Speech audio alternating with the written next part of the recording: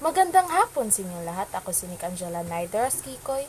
At ako naman si Caitlin M. Beatriz. Ngayon ay tatalakayin natin ang mga sumusunod.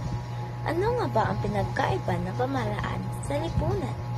Tungkulin sa pamahalaan at lipunang politikal at halaga ng prinsipyo ng pakikipagtulungan at pakikipagbukluran. Bakit mahalaga kahit na maliit na tinig? Bakit hindi dapat tumigil sa pagkikilahok sa pagtakbo ng Estado kahit na marumi at magulo ang lipunang politikal?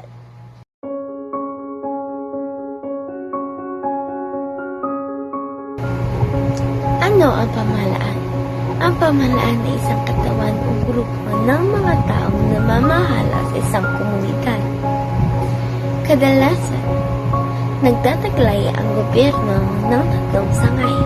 Ito ang lehislatura o tagabatas, ehekutibo, tagapagpaganap, o hudikatibo, ang hukom.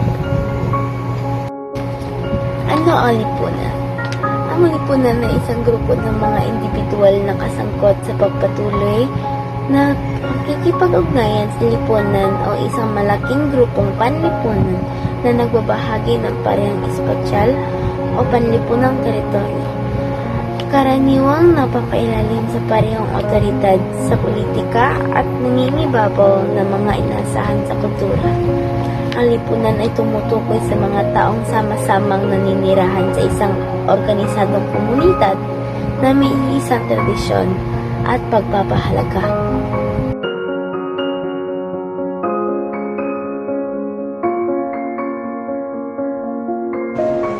Magandang araw sa inyo, ako yung taga-ulat na si Michelle at ako'y narito upang talakayin ang isang napakahalagang paksa ngayon, ang tungkulin ng pamahalaan. Ang tungkulin ng pamahalaan ay gawin ng mga importanteng gawain na makakabuti sa isang bansa na kinasasakupan nito. Sinisiguro na ang bawat isa ay malayang magkaroon ng maayos na pamumuhay, makamit ang pansariling mitiin, sabay ang kabutihang panlahat. Sa oras na ito ay babalikan natin ang mga pangunahing tungkulin ng pamahalaan, mga responsibilidad na nagbibigay sa ating lipunan, at mga hakbang ng kanilang ginagawa upang mapanatili ang ating kaayusan at kaligtasan. Una, tatalakayin ang karapatan. Ang pamahalaan ay tinatag upang pangalagaan ang mga karapatan ng bawat mamamayan. Ito ay nagpapahiwatig ng kalayaan sa pagpapahayag, relihiyon at iba't ibang aspekto ng buhay natin. Pagkatapos, tayo ay tutukoy sa pangalawang tungkulin ng pamahalaan, ang pagsusustento at pangangalaga sa kalikasan. Ito ay hindi lamang pangangalaga sa kalikasan kundi pagtutok sa mga issue tulad ng climate change upang mapanatili ang kalusugan ng ating planeta. Samantala, ang programang ng pamahalaan sa edukasyon at kalusugan ay nagbibigay daan sa pangarap at kinabukasan sa ating kabataan. May mga proyektong nagbibigay assist sa edukasyon at serbisyong pangkalusugan, lahat ng ating sektor ng lipunan. Hindi rin dapat natin kalimutan ang ekonomiya. Ang pamahalaan ay may malaking papel sa pagtututo para sa ikabubuti ng lahat. Ito'y nagpapakilos ng progreso at naglikha ng trabaho. Sa bawat hakbang na ito, matutunan natin ang kabutihan ng pamahalaan na hindi lang tagapamahala kundi isang alagad ng kaayusan, katarungan at kaligtasan. Ito ang gawaing pamahalaan na nagpapabukas para sa mas makatarungan at maginhawang kinabukasan. Ako si Marilyn B. Piagola, ang iyong reporter na tatalakay sa mga prinsipyo sa lipunan. Bakit malaga ang prinsipyo ng pakikipagtulungan at pakikipagbuklaran sa loob ng lipunan? Hindi tinatawag na lipunan ang isang lipunan na may isang tao lamang. Ito ay binubuo ng iba't ibang individual na namumuhay sa iisang estado. Upang ang lipunan ay gumana at magkakaroon ng pagpapabuti, malaga ang kooperasyon at contribution ng bawat isa. For instance, have you ever looked at some societies today? Have you ever noticed there are some societies that have failed rather than succeeded?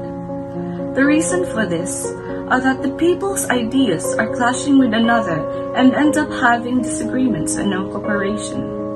Compared to a society that is cooperative and harmonious, it is more likely bound to fail. Kaya't malaga ang may kalagahan ng mga prinsipyong ito sa lipunan. Access sa mga resources, pantay-pantay na pagkakataon, partisipasyon, kalakipan at karapatan ng bawat tao. Once again, this is Marilyn B. Piavola.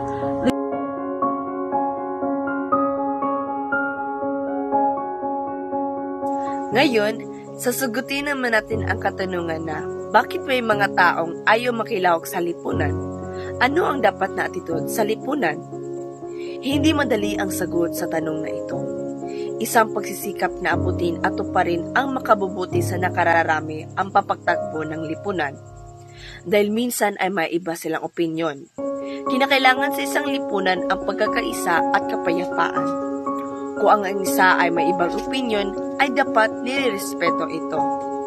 May mga taong ayaw makilahok sa lipunan dahil sa tingin nila ay kaya nilang mag-isa. Siguro din ay takot sila na malaman kung ano ang tingin ng mga tao sa kanila. Kaya mas pinipili nila na huwag na lamang makilahok. Kailangan ay matuto siyang makipagkapwa dahil ika nila, no man is an island. Ang lipunan ay hindi pinatakbo ng iilan.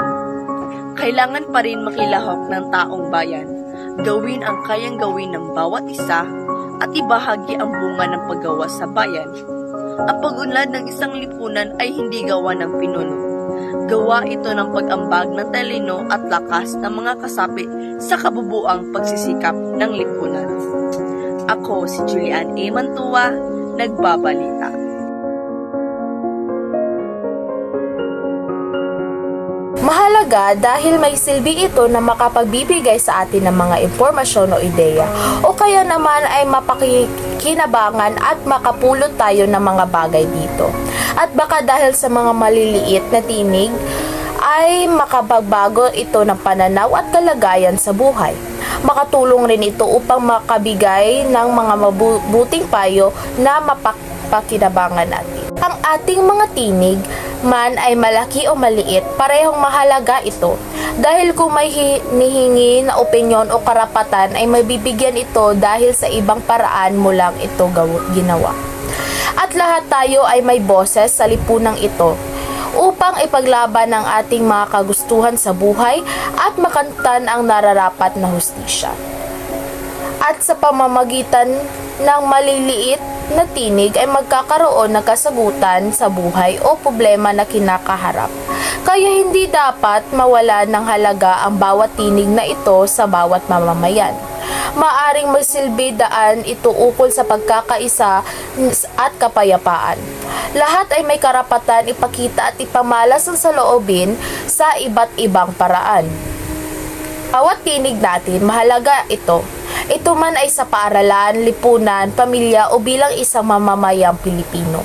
Kaya sa lahat ng maliliit na tinig dito, nagsisimula na ang malalaki. Yan, dito lamang po nagtatapos ang aming video presentation at ito ay aming ipapasa sa aming guro na si Marie Christine A. Antipala. Yan lamang po, salamat.